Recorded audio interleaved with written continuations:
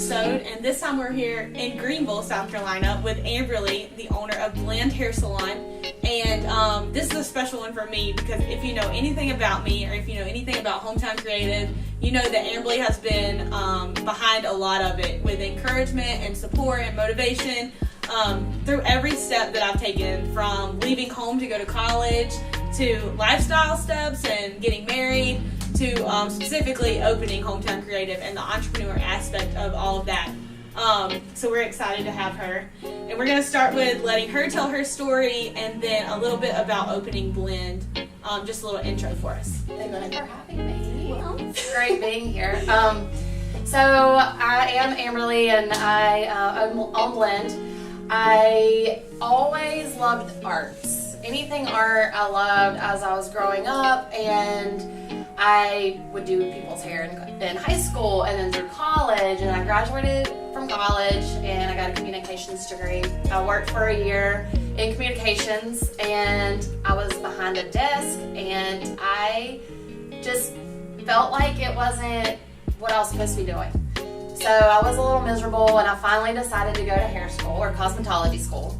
And I loved it. I loved every minute of it. And then I trained at a salon in Charleston, and I worked at a salon in Charleston, and then my husband and I moved up to Greenville, and I worked at a few salons here as well. And I got a lot of experience, which was good. And I really wanted to just own my own salon, so I opened Blend. And Blend is a place that you can come no matter where you're at in your life, no matter your age, no matter your style, political views, social status, doesn't matter. I wanted a place where everybody feels welcome. Blend, it's bringing people who are different together. And you also get a relaxing and refreshing experience, and as well as blended haircuts and blended color.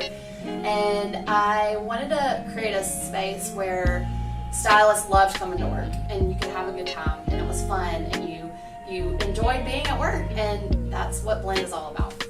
It's cool that we've, Gabby and I specifically have talked a lot about graduating college and feeling kind of like lost, because you have the 4-year degree. The next step is like, okay, get a full-time job.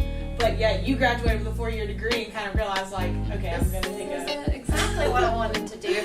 However, the degree has helped me, you know, it helps you grow, but it wasn't, I'm not exactly using that. So you still have to go after what you feel like you were created to do. That's cool.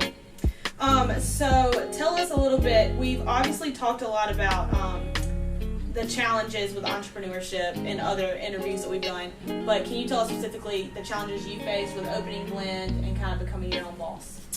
Yes, so for me, the first step was the hardest. I deal with some anxiety and I get nervous and I don't like heights and I don't like elevators. I get claustrophobic. Unlike Grayson, she will do anything with adrenaline. So I get really nervous, and for me, that first week before we opened was very stressful, and that initial investment financially, it was really hard to save and get that. You had to say no to a lot of different things, and once you got it, to put that in to something and you just don't know if people are even going to want to come. So I was really scared, and it felt like I was in a plane and I jumped out and I was like, is my parachute going to open or am I going to smash the ground? So I was like, I don't know what's going to happen.